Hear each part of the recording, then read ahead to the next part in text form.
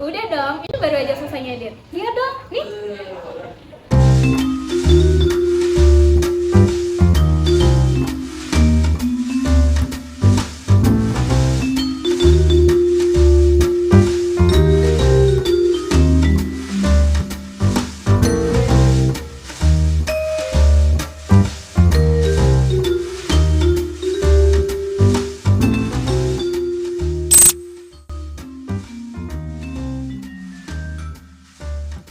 Baik, kita hadir di sini untuk satu pertanyaan besar.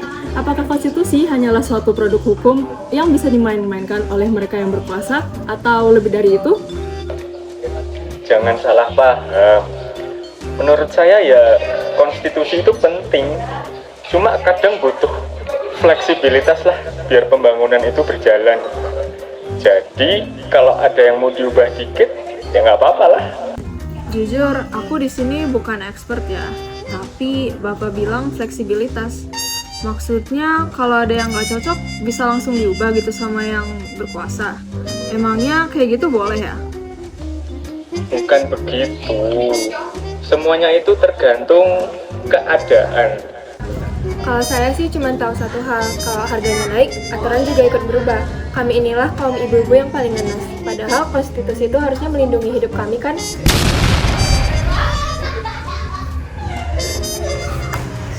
Betul tuh. Udah kerja tiap hari, tiap bulan, tiap tahun. Gajiku masih pas-pasan ya Bu ya. Jujur, ini kalau hukum negara ini terus-terusan tajam ke bawah, tumbuh ke atas. Terus itu gunanya RUU kayak buat apa Pak? Buat apa? Hah?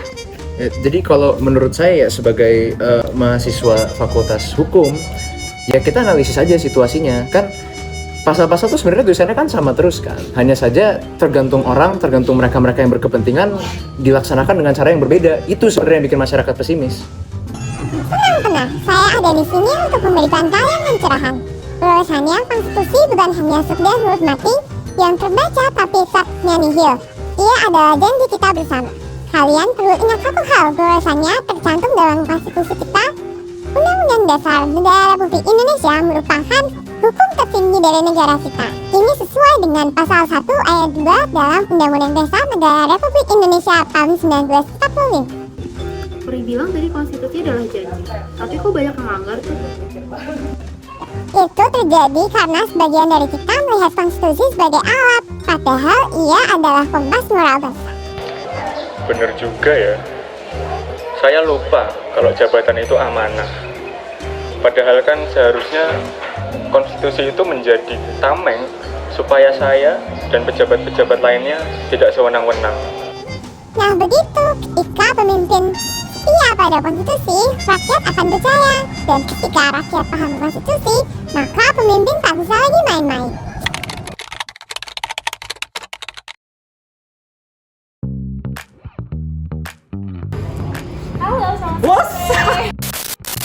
Halo, selamat sore. Selamat sore. Dengan siapa di sini? Saya Muhammad Dwi Reksa Saputra. Oke, aku bisa panggil kamu?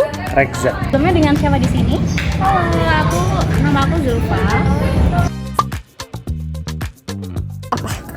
Jadi sepengetahuan saya konstitusi itu adalah aturan tertinggi. Menurut aku belum sih, karena kayak contohnya aja banyak pelanggaran-pelanggaran yang